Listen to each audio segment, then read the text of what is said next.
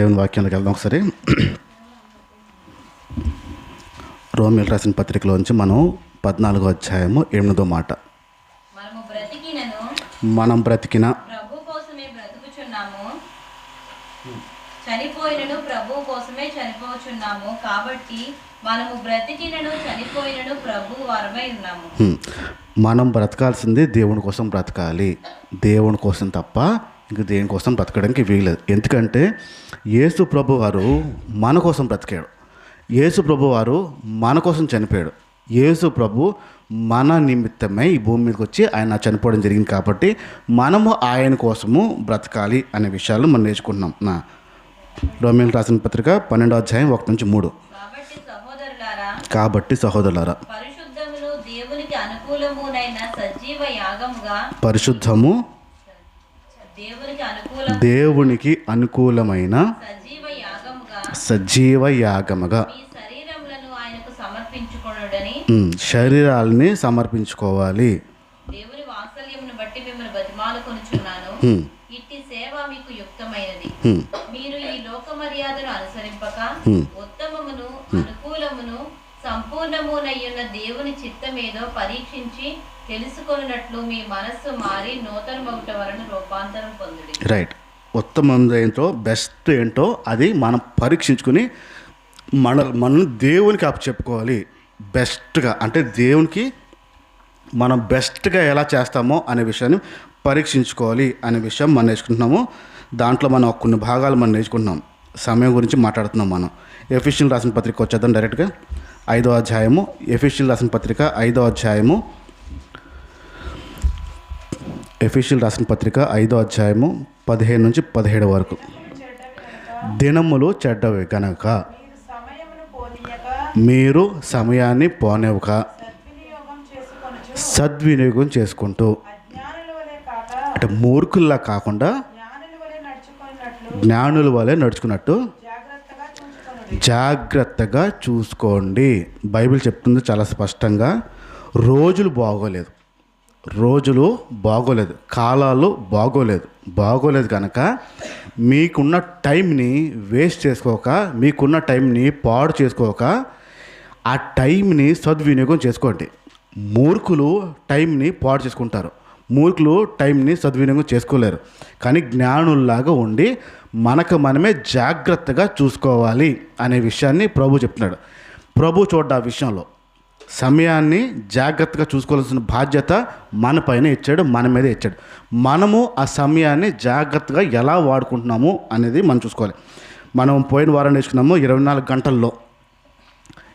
గంటల్లో దేవుని కోసము ఎలా ప్రయాసపడుతున్నామో, ఏం ప్రయాసపడుతున్నామో. కొలస్సీయులకు రాసిన పత్రిక 3వ అధ్యాయం, కొలస్సీయులకు రాసిన పత్రిక 3వ అధ్యాయం, కొలస్సియన్స్ 3, కొలస్సీయులకు రాసిన పత్రిక 3వ అధ్యాయం 23-24 మాటలు. ప్రభువు వలన స్వాస్థ్యం అంటే పరలోక రాజ్యాన్ని ప్రతిఫలంగా పొందుతామని తెలుసు కనుక ఫస్ట్ది, మీరు ఏమి చేసినా అది మనుషుల నిమిత్తం కాకూడదు, దేవుడి నిమిత్తమే మనసు పూర్తిగా చెయ్యాలి. ఇక్కడ గమనించండి, ఏ పని చేసినా అనే పదం వాడాడు. సాధారణంగా కొన్ని పనులు మన కోసం ఉంటాయి, కొన్ని పనులు సమాజం కోసం ఉంటాయి, కొన్ని పనులు దేవుని కోసం ఉంటాయి. దేవుని కోసం కొన్ని పనులు మనుషులు చేస్తారు, సొంతం కోసం కొన్ని పనులు చేస్తారు, సమాజం కోసం కొన్ని పనులు చేస్తారు. ఇప్పుడు ఒక విషయంలో, ఒక ఊరిలో ఒక కట్టుబాటు, ఒక ఆచారం ఉంది అనుకుందాం. ఊరికి కట్టుబాటు, ఒక ఆచారం ఉంది. ఇప్పుడు అందరూ ఆ ఊరిలో ఆ కట్టుబాటుకి, ఆచారానికి పాటిస్తారు. మనం ఏం చేయాలి? అప్పుడు ఊరు పాటిస్తుంది కాబట్టి, ఊరికి ఒక నియమం ఉంది కాబట్టి మనం కూడా అది చేయాలి. ఇది ఊరి కోసం చేస్తున్నది. ఇప్పుడు వంట వండుకుని తింటారు ఇంట్లో, అది ఎవరి కోసం తింటున్నారు? ఊరి కోసం కాదు కదా, అది మన కోసం. ఆదివారం చర్చికి వస్తారు, శుక్రవారం చర్చికి వస్తారు. దేనికోసం వస్తారు? ఎవరి కోసం వస్తారు? అది మన బుర్రలో.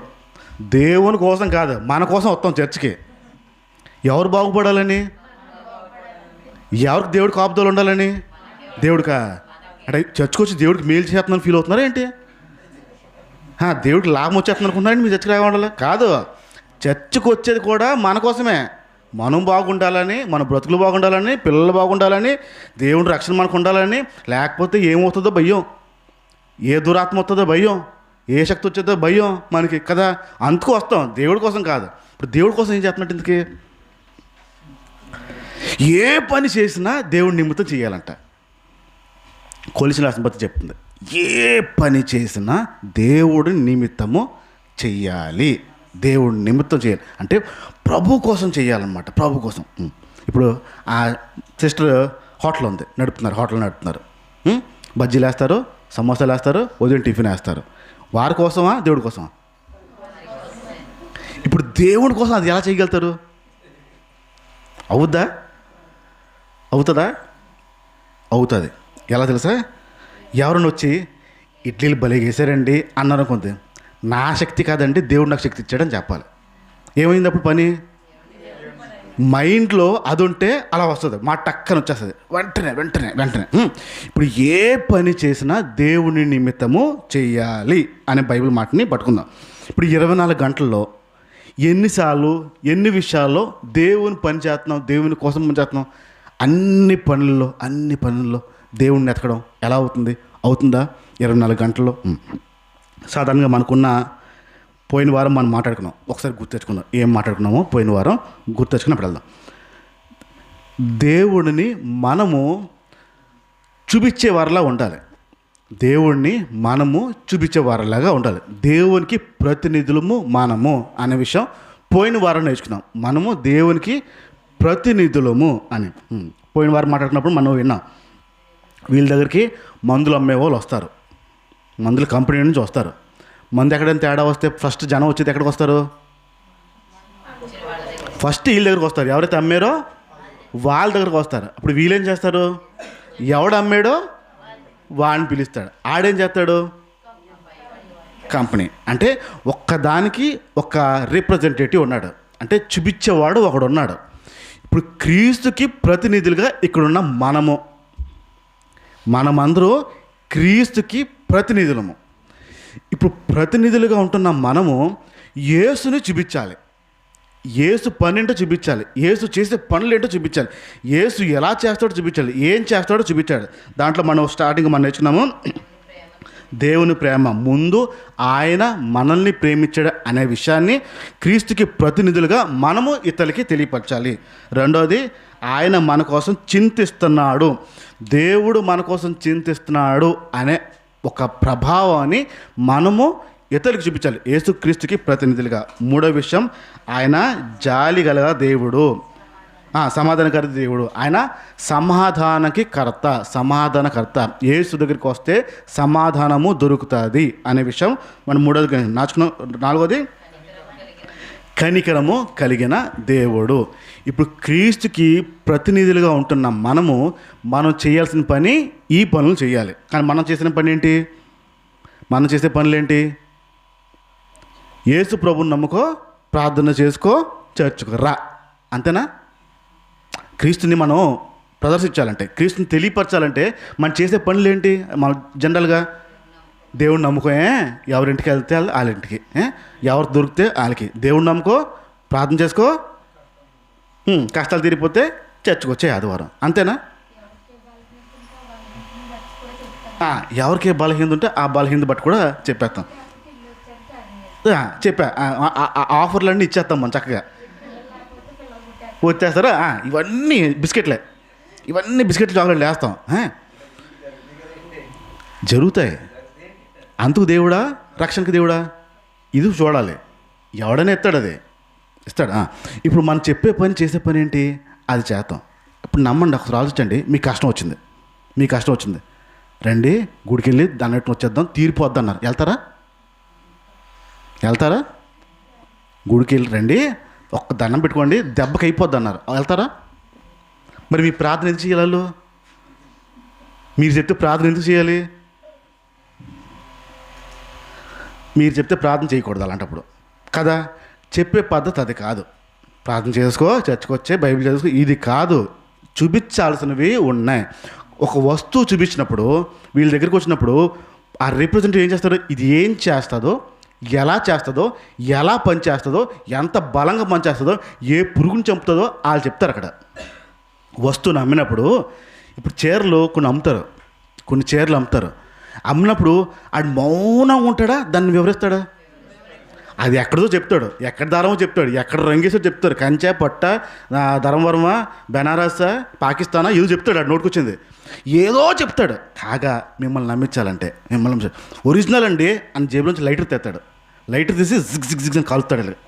తగలడదు, అలాంటిది ఒరిజినల్ అంటాడు.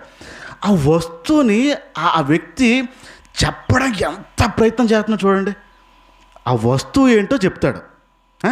ఇప్పుడు యేసు ప్రభుకి ప్రతినిధులుగా ఉంటున్న మనము యేసు ప్రభు ఏంటో చెప్పాలి. ప్రార్థన చేసుకో కాదు, బైబిల్ చదువుకో కాదు, చర్చకొచ్చే కాదు. యేసు ప్రభు ఏంటో మనం చెప్పేవారిలాగా ఉంటాం, అది తెలియపరిచేలాగా ఉంటాం. దాంట్లోనే మనం 4 విషయాలు నేర్చుకున్నాం. మీరు ఎప్పుడైనా గమనించలేదో, హాస్పిటల్స్లో, పెద్ద హాస్పిటల్స్లో ఎప్పుడైనా క్లీనింగ్ చేసేవాడు ఉంటాడు, గట్లు తుడుచుకుంటా క్లీన్ చేసేవాడు ఉంటాడు. నర్సులు కొందరు ఉంటారు, అక్కడ పనిచేసే కొందరు స్టాఫ్ ఉంటారు. వాళ్ళని కెలికేమా అరుస్తారండి, వాళ్ళు తిడతారండి. వాళ్ళు హాస్పిటల్లో పనిచేసేవారు ఆ చిన్న స్థాయి ఉద్యోగస్తులు ఎవరినైనా మీరు కదిపితే, పదే పదే అడిగితే వాళ్ళు తిట్టేస్తారండి. పెద్ద డాక్టర్ దగ్గరికి వెళ్ళండి, కామ్గా మాట్లాడతాడండి. డాక్టర్ గారు ఇలా ఉందన్నట్టు, అదేం కాదన్నమాట, కాదండి ఎలాగనిపిస్తుందంటే అని చెప్తాం. ఆయన అసలు సమాధానం కూల్గా చెప్తాడు చూడండి. కింద పనిచేసేవాడేమో గైగిలు ఆడిపోతాడు, కాంపౌండర్లు వీళ్ళందరూ స్టాఫ్, నర్స్ స్టాఫ్లు అంతా అరిచేస్తారు. వాళ్ళు పెద్ద డాక్టర్ ఎప్పుడు అరవడు. ఎందుకు గమనించారా? మనం వెళ్తుంది ఎందుకో తెలుసా? ఆ పెద్ద డాక్టరు సైలెంట్గా అన్ని వివరంగా చూసి నిదానంగా చూస్తాడు, నిదానంగా చెప్తాడు, అంతా చూస్తాడు, ఎక్కువసేపు చూస్తాడు, అందుకు వెళ్తారు. పెద్ద డాక్టర్ అరిసాడు అనుకోండి, అప్పుడు వెళ్తారా? కింద స్థాయి ఉద్యోగం అరిసినప్పుడేమో వెళ్తాం చూడండి. డాక్టర్ అరిసినప్పుడు మానేస్తాం. కారణం వాళ్ళు ఎంత కామ్గా ఉంటారు. మేము చాలా డాక్టర్లను చూసినప్పుడు తీసుకెళ్లాల్సినప్పుడు దగ్గర 3 నుంచి 4 గంటలు కూర్చుని ఉండాల్సిందే.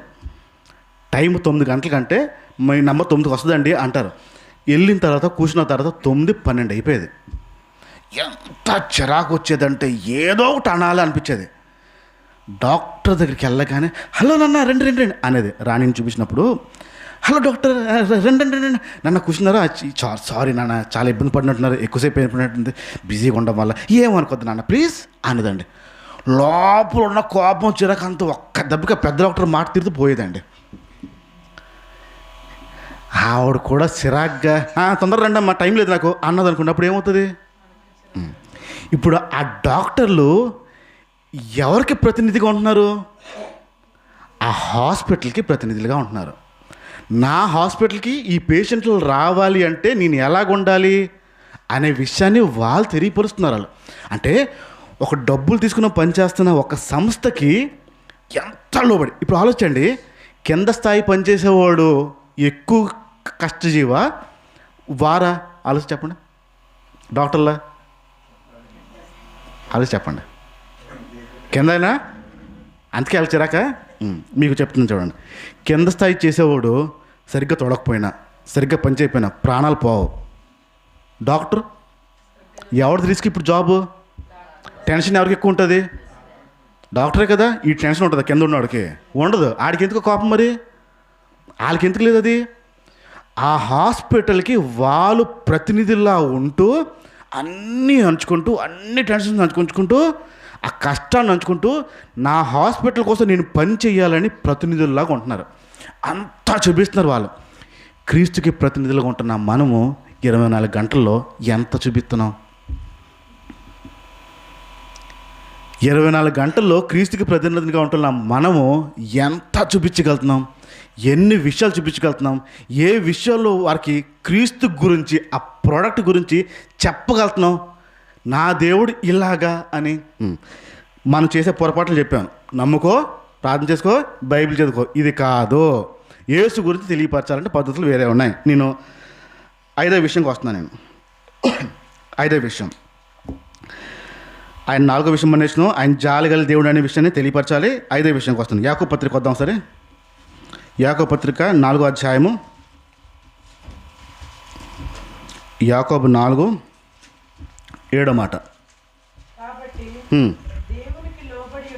కాబట్టి దేవుడికి లోబడి ఉన్నాడు. ఇందాక నువ్వు అన్నమాట, నువ్వు అన్నా కదా, తెలుసు తెలియక అనేసావు కదా, బైబిల్ మాట. కాబట్టి దేవుడికి లోబడి ఉండడి, అపవాదిని ఎదిరించండి, అప్పుడు వాడు పారిపోతాడు. దేవుని దగ్గర రండి, అప్పుడు ఆయన దగ్గర మీ దగ్గరికి ఆయన వస్తాడు అనే విషయం తెలుపుతున్నాడు. కొంచెం ఇంకా ఈ విషయాలు వెళ్దాం. దేవుడికి లోబడి ఉంటే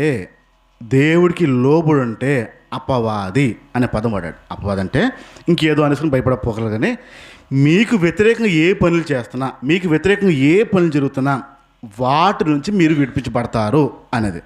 ఆయన జాలిగల దేవుడు. 5వ వచ్చినప్పటికీ విడిపించగల దేవుడు ఆయన, విడిపించే దేవుడు ఆయన అనే విషయాన్ని ప్రతినిధులుగా మనం తెలియపరచాలి. ఒకసారి మత్తయి సువార్త వద్దాం, 5వ అధ్యాయం.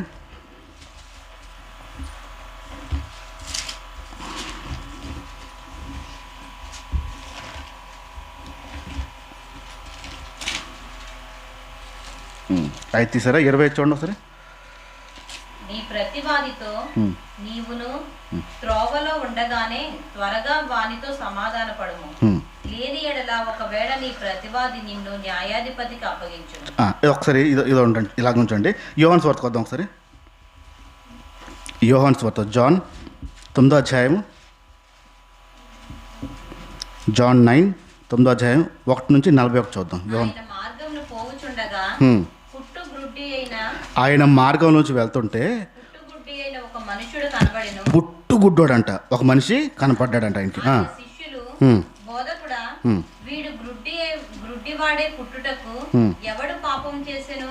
వీడా వీడిని కన్నవారా అని ఆయనను అడగగా, యేసు వీడైనను వీని కన్నవారైనను పాపం చేయలేదు గాని దేవుని క్రియలు వీని యందు ప్రత్యక్షపరచబడుటకే వీడు గ్రుడ్డివాడుగా పుట్టెను. రైట్. ఇక్కడ యేసు ప్రభుకి కనపడిన ఒక వ్యక్తి ఎవరంటే పుట్టి గుడ్డోడు.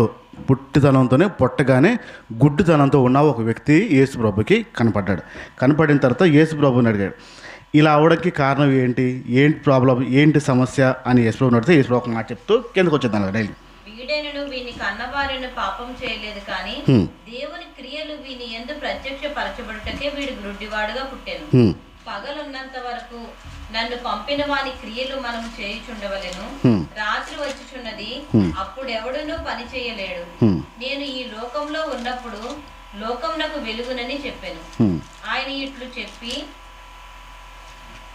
నేల మీద ఉమ్మివేసి ఉమ్మితో బురద చేసి వారి కన్నుల మీద ఆ బురద పూసి నీవు సిలియోము కోనేటికి వెళ్ళి అందులో కడుగుకొనుమని చెప్పాను. సిలియోమను మాటకు పంపబడిన వాడని అర్థము. వాడు వెళ్లి కడుగుకొని చూపు కలవాడే వచ్చెను. కాబట్టి పొరుగు వారును వాడు భిక్షకుడిని అంతకు ముందు చూచిన వారును వీడు కూర్చుండి భిక్షమెత్తుకుని వాడు కాడా అనేది. చాలు. ఇక్కడ యేసు ప్రభు దగ్గర ఎదురైన సంఘటన పుట్టుగుడ్డువాడు. పుట్టుకతోనే గుడ్డుతనం కలిగిన వాడు. ఇప్పుడు చిన్న వయసు నుంచే కళ్ళద్దాలు వచ్చేస్తుంది, రావట్లేదా? చిన్న వయసు నుంచే కళ్ళద్దాలు వచ్చేస్తున్నాయి. ఒకప్పుడు ముసలోళ్ళు అయిపోతే బాగా చూపు ఆనకపోతే అప్పుడు బండగున్న బోతద్దాలు పెట్టి చూసుకునేవారు వాళ్ళు ఒకప్పుడు. ఇప్పుడు పిల్లల దగ్గర నుంచి వచ్చేస్తున్నాయి. చూపు కనపడపోతే అద్దాలు వేసుకుంటాం. ఇప్పుడు సగం పైన ఇక్కడ అద్దాలతోనే ఉన్నారు కదా. మధ్యలో వచ్చింది చూపు తగ్గడం అనేది మధ్యలో వచ్చింది. పుట్టుతనంతోనే గుడ్డుతనం ఉంటే దానికి ఏ ట్రీట్మెంట్ లేదు. అంటే పుట్టడమే అంగవైకల్యంతో పుట్టడం అనే దానికి ట్రీట్మెంట్ లేదు, చేయలేము. అంటే పుట్టిన తర్వాత అలా పుట్టేస్తే ట్రీట్మెంట్ లేదు. అలాంటి దాన్ని యేసు ప్రభు బాగు చేశాడు. సడన్గా వచ్చింది కాదు, పుట్టుతనంతోనే బాగోలేని వ్యక్తిని బాగు చేశాడు. ఇప్పుడు పుట్టుతనంతో వచ్చిన వ్యక్తి పెద్దోడైపోయాడు, వయసు వచ్చేసింది, జ్ఞానం వచ్చింది, అన్నీ వచ్చాయి. ఇన్ని సంవత్సరాల నుంచి పడుతున్న వేదన ఒక్కసారి ఏమైంది? యేసు ప్రభు వల్ల ఏం జరిగింది? ప్రతినిధులుగా మనం చేయాల్సిన పని ఏంటంటే, దీర్ఘకాలపు సమస్యలు ఉంటాయి కదా, దీర్ఘకాలపు నొప్పులు ఉంటాయి కదా. ఎవరికి ఎవరికైనా ఉంటే నా యేసు చేయగలడనే విషయాన్ని మనం తెలియపరచాలి. ప్రతినిధులుగా ఆ పనిని, దీర్ఘకాలం నుంచి ఉన్న సమస్యల్ని నా ప్రభు చేయగలుగుతాడు, ఆ శక్తి నా దేవుడికి ఉంది అనే విషయాన్ని మనం తెలియపరిచే వారిలా ఉండాలి. ఈ దీర్ఘకాలపు సమస్యల నుంచి విడిపించే దేవుడు యేసు మాత్రమే అని. ఒకసారి లూకాసు వార్త కూడా వద్దాం. లూకాసు వార్త 9వ అధ్యాయము. లూకాసు వార్త 9వ అధ్యాయంకి వద్దాం. 37 నుంచి చూద్దాం.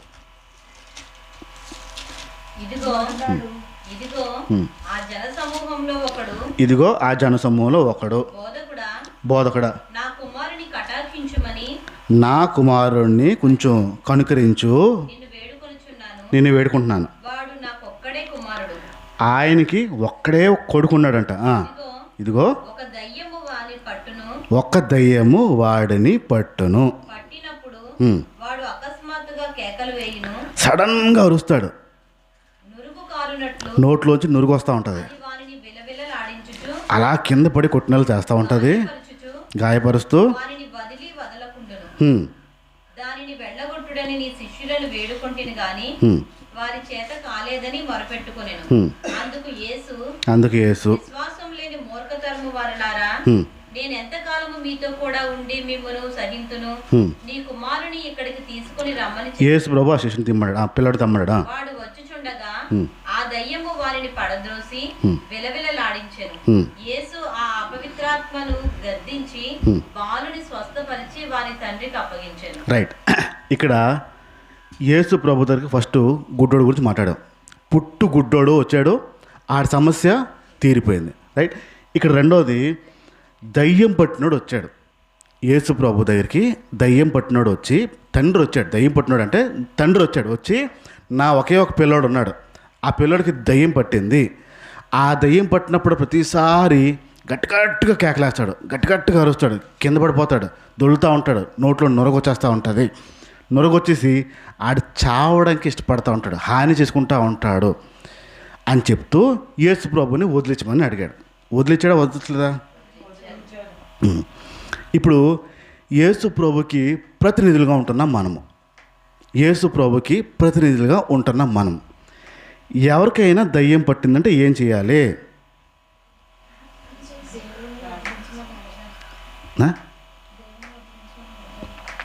అనుకుందాం, ఒకసారి ఊహిద్దాం. మీ ఎదురుగుండా అని వస్తున్నాడు, సంపెక్తాను నిన్న అంటున్నాడు, ఊగిపోతున్నాడు, అస్సలు ఇంక లాగా వస్తున్నాడు. ఏం చేస్తారా? గుండె ఆగిపోదు. మీ దగ్గర తీసుకొస్తున్నారు, ఏదో చెయ్యండి బాబా ఆపలేకపోతున్నాం అని. ప్రతినిధులారా, క్రీస్తుకి ప్రతినిధులారా ఏం చేస్తారు? షట్టర్ వేసారు, తలుపులు వేసారు, ఏమే నిమ్మకైతే ఎండుమిరపకాయతే చీపురితే పెట్టాలంట. చీపురి చెప్పులు పెట్టుకుంటారు కొందరు, రానివ్వకుండా ఎక్కడొచ్చేద్దానే భయం, అవి పెట్టుకుంటూ ఉంటారు. ఏం చేస్తారు ప్రతినిధులుగా ఉన్నప్పుడు? మీరు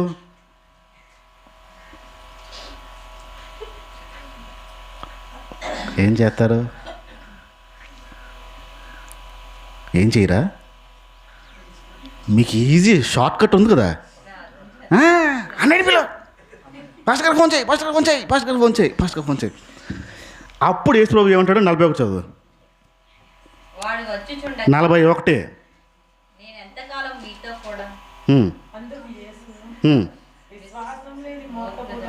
ఏమంటాడంట ప్రతినిధుల్ని?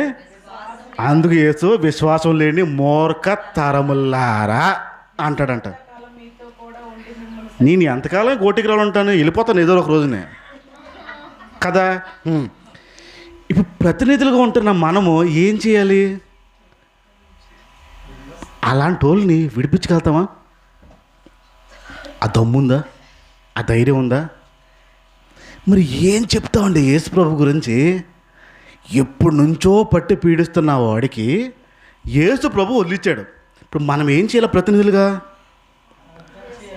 అలాంటి విషయాల్లో నా ప్రభు చేయగలుగుతాడు, ఉండు దా ఎవడొస్తాడో చూస్తాను అని ధైర్యంగా నిలబడి దాన్ని గద్దించి వదిలించాలి.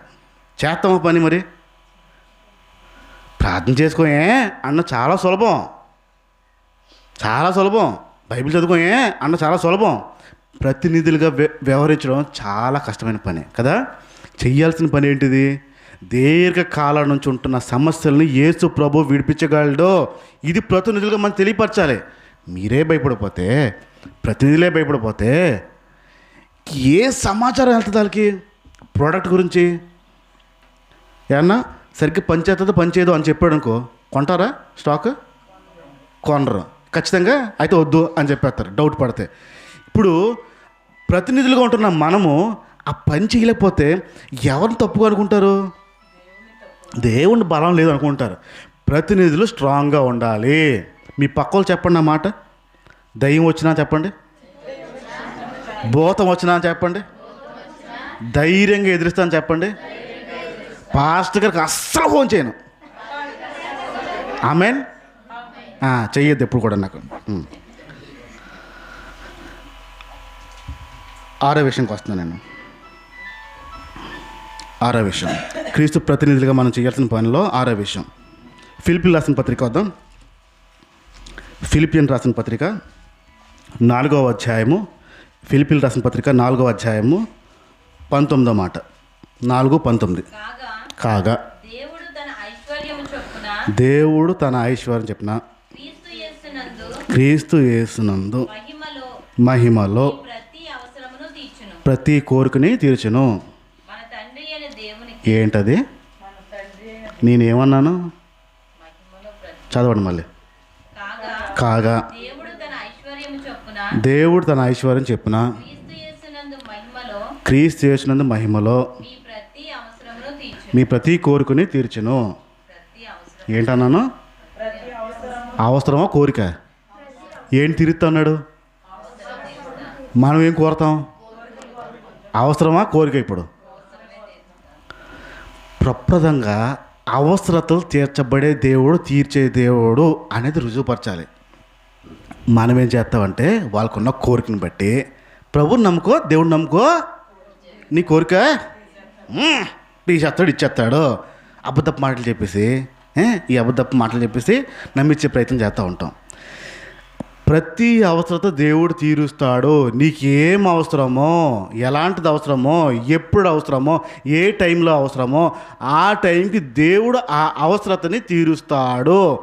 ఈ భరోసా ఇవ్వాలి.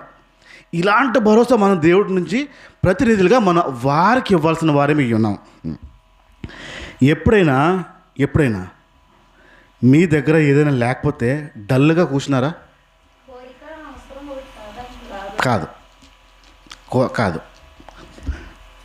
నేను షర్ట్ వేసుకోవడం నా అవసరత, నేను సూట్ వేసుకోవాలి నా కోరిక. కాటన్ చీర అయినా పర్వాలేదండి అవసరత. పట్టు చీర లేకపోతే నేను రానండి. ఈ రెండు వేరు. కోరికలు తీరుతానులే అవసరత. ఇప్పుడు ఎప్పుడైనా మీ కోరికలు, మీ అవసరతలు తీరకపోతే దుఃఖంగా ఉన్నారా? మొహంలో తెలిసిపోతే తెలీదా? ఇప్పుడు ఆ కంపెనీ వ్యక్తి ఏమంటున్నాడు? మీ అవసరతలు అన్నీ తీర్చబడతాయి అంటున్నాడు. ప్రతినిధులు ఏం చేస్తున్నారు? ఏ సంకేతం ఇస్తున్నారు ప్రతినిధులు? చెప్పగలమా మనం వెళ్ళి? ప్రతినిధులుగా ప్రతి పనిలో ఆయన చూపించాలి. ఏ విషయంలో చింతపడద్దండి, ఏ విషయంలో దుఃఖపడద్దండి. నేను సాక్షినండి, నా దేవుడు చేయగలడండి. చెప్పగలమా? మనకే బోల్డ్ లిస్టులు ఉన్నాయి అవ్వనివే. చెట్ట పెట్టి ఎప్పుడు అవుద్దా, ఎవరు చేస్తారా, ఎలా తీరుతారా, ఏ పెద్ద భాష చెప్దామా అని మనకే ఉన్నాయి. ఇంత బలహీనంగా ఉంటాయి ప్రతినిధులు. కంపెనీని ఎవడు చూస్తాడండి? కంపెనీ హెడ్ని ఎవడు చూస్తాడు? ఏం సంకేతం ఇస్తున్నాం మనం? ఏ అవసరతైనా ఏదైనా సరే ప్రభు తీర్చగలడు అని ధైర్యంగా ధైర్యంగా ధైర్యంగా నాతో పాటు ఉన్న వాళ్ళకి నా దగ్గర అది లేదు ఇది లేదంటే ఏ రోజు కూడా అయ్యో అనే మాట అన్నాం. ఎందుకు అన్నంటే ఖచ్చితంగా చేస్తాడనే విషయం నాకు తెలుసు. మీ తిండికి, మీ ఆహారానికి, మీ బట్టకి, మీ నీడకి, ఆహారము, తిండి, బట్ట, వీటి ఏటికి దేవుడు ఎప్పుడు లోడ్ చేయడు. ఏ రోజు లోడ్ చేయడండి. దేవుడు ఖచ్చితంగా తీరుస్తాడు ఆ విషయంలో. ఇవి అవసరతలు. ఏదైనా రోజు ఉందా ఒక రోజంతా నా ఇంట్లో ఆహారం లేక నేను పుడుకుపోయానండి ఉందా? మీకు కనపడి చూడండి, ఉండదు చూడండి. మహా అయితే ఒక్కరోజు అయింది అనుకుంటా, రెండో రోజు వచ్చి పడిపోద్ది. మీరు కష్టపడకుండా వచ్చి పడిపోద్ది. నీ అవసరతలు తీర్చే దేవుడు యేసు ప్రభు. ఇది ప్రతినిధులుగా మనం తెలియపరిచే వారిలా ఉండాలి. ప్రార్థన చేసుకో కాదు, చర్చకురా కాదు, యేసు ప్రభుని నమ్ముకో కాదు. నీ ప్రొడక్ట్ యొక్క శక్తి ఏంటో చెప్పాలి. నీ ప్రొడక్ట్ దేవుని యొక్క శక్తి ఏంటో తెలియపరచాలి. నీ అవసరతలు ఏమున్నా తీర్చబడతాయి, ఎలాంటివైనా తీర్చబడతాయి. నువ్వు నమ్ము నమ్మకపో. యేసు ప్రభు నమ్ముకుంటేనే కాదు, నమ్ము నమ్మకపో, ఆయన తీర్చడానికి సిద్ధంగా ఉంటాడు. యేసు అలాంటి వాడు అనంత ధైర్యము మన నుండి ఇవ్వాలి. యేసు ప్రభు పని చేయడు. ప్రతినిధులుగా మనము ఆ పని చేయవలసిన వారుగా ఉన్నాము. 7వ విషయం చెప్తున్నాను. హెబ్రీలు రాసిన పత్రిక 13వ అధ్యాయము, హెబ్రీ 13:6. ప్రభువు నాకు సహాయుడు, నేను భయపడను. ప్రభువు నాకు సహాయుడు, నేను భయపడను. నరమాత్రుడు నాకేమి చేయగలడు? మనుషులు నాకేం చేయగలుగుతారు మంచి ధైర్యంతో చెప్పగలవారమే ఉన్నాము అని మంచి ధైర్యంతో చెప్పగలవారు. ఇప్పుడు ఒకసారి అందరూ చదవండి ఆ మాట.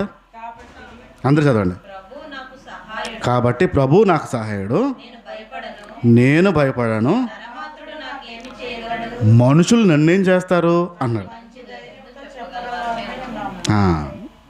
ఇప్పుడు భయాలు వచ్చే రాలేదా? వచ్చాయి. బైబిల్ ఏం చెప్తుంది ప్రభు గురించి? దేవుడు నాకు తోడుగా ఉన్నాడు విషయాల్లో. మనుషులకి నేను భయపడాను, మనుషుల నుండి నేను భయపడాను అనే విషయం తెలియపరచాలి. ఇప్పుడు అనుకుందాం, నేను ఒక ప్రతినిధి, ఒక కంపెనీకి ప్రతినిధి.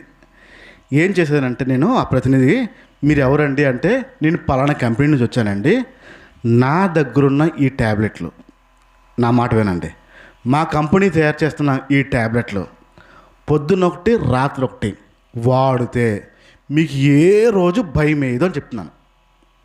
ఏ రోజు కూడా ఏ విషయంలో కూడా భయం వేయదు.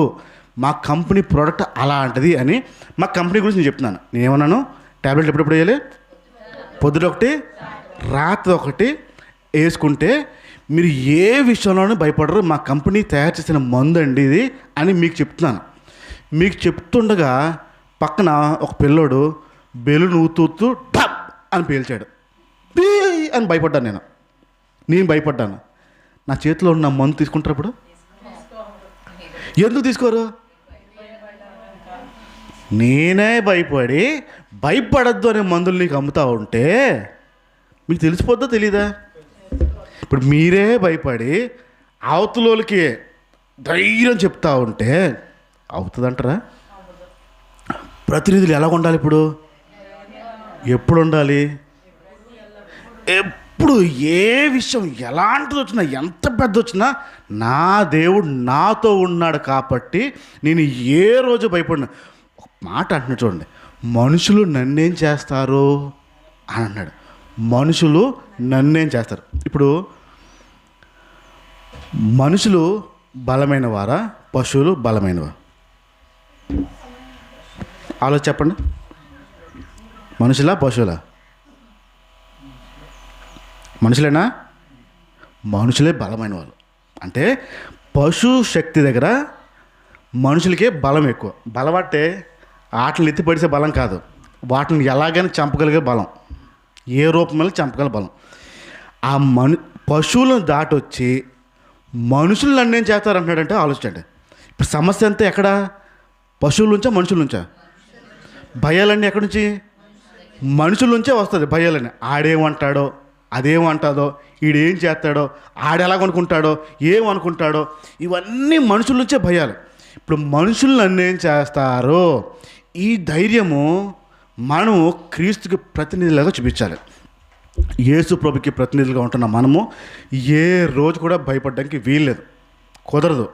యేసు ప్రభు నమ్ముకో, చర్చికి రా, ప్రార్థన చేసుకో, ఇది కాదు మనం చెప్పాల్సింది. క్రీస్తు గురించి చెప్పాల్సి వచ్చినప్పుడు యేసు ప్రభుని నమ్ముకో, ధైర్యంగా ఉంటావు, మనుషులు నిన్ను ఏమీ చేయలేరు అనే సంకేతం మనం ఇచ్చేవారిలాగా ఉండాలి. ఆఖరి చెప్తున్నాను, ఆఖరిది యోహాను సువార్త 14వ అధ్యాయం వద్దాం. యోహాను సువార్త 14వ అధ్యాయం.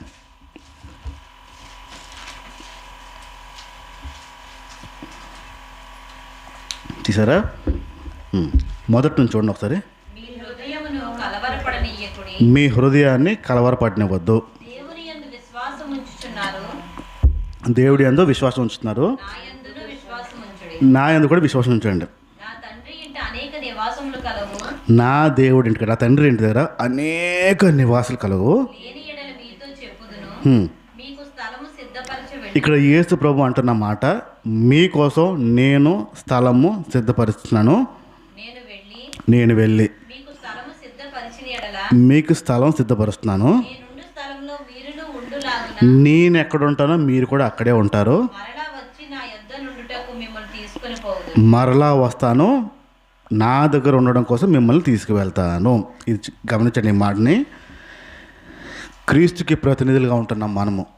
క్రీస్తుకి ప్రతినిధులుగా ఉంటున్నాం మనము ఒక ధైర్యము, ఒక భరోసా ఏంటి ఇవ్వాలంటే, ఈ భూమి మీద జీవితం కొంతకాలమే. ఈ భూమి మీద మనుషులు కొంతకాలమే ఉంటారు. ఈ భూమి మీద సంబంధాలు కొంతకాలమే ఉంటాయి.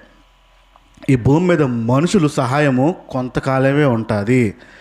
యేసుక్రీస్తుని నమ్ముకుంటే, ప్రభువుని నమ్ముకుంటే, మనం మరణించిన తర్వాత కూడా మన కోసం ఒక నివాసము ఉంటుంది, సిద్ధపరుచుతున్నాడు దేవుడు.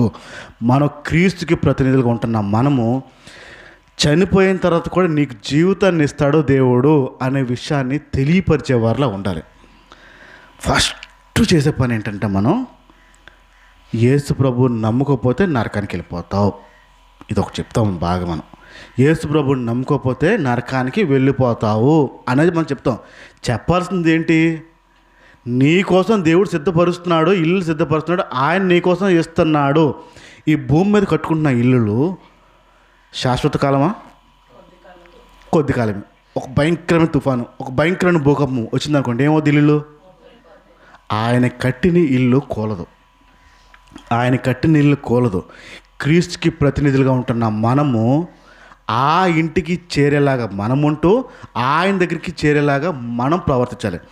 మీకు ఇక్కడ కొంచెం తక్కువే ఉంటుంది, కానీ ఆంధ్ర సైడ్ చూస్తే ఉదయాన్నే వచ్చేస్తారండి 6 గంటలకి. ప్యాంటు నీట్గా టై కట్టుకుని ఇంత కాగితాలు పట్టుకుని వస్తారు. ఏంటంటే పలానా ప్లేస్లో లేఅవుట్లు వేస్తూ ఉంటారు రియల్ ఎస్టేట్ వ్యాపారులు. పలానా ప్లేస్లో లేఅవుట్లు వేస్తున్నాము, త్వరలో అటువైపు ఎయిర్పోర్ట్ రాబోతుంది, త్వరలో అటు షాపింగ్ కాంప్లెక్స్ రాబోతున్నాయి, ఒక బిట్టు కొనుక్కోండి, ఇల్లు కట్టించుకోండి అనే స్థలాన్ని గురించి అమ్ముతూ ఉంటారు వాళ్ళు, రియల్ ఎస్టేట్ వ్యాపారులు. ఇక్కడ లేవు, కానీ మీరు ఆంధ్ర వెళ్ళారంటే మీకు ఎక్కడ చూసినా కనిపిస్తారు ఉదయం నుంచే. వారు చేసే పని ఏంటంటే, మీకు ఈ భూమి మీద ఒక స్థలం ఉంటే బాగుంటుంది అనే మాట.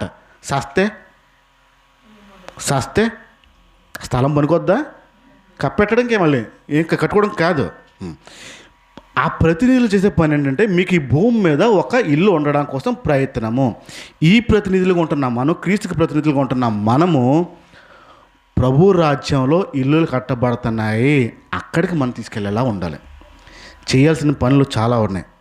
ప్రతి పనిలోని దేవుణ్ణి వెతకడం అంటే వేరు. ఏ పని చేసినా నిన్ను దేవుణ్ణి వెతకడం అంటే వేరు.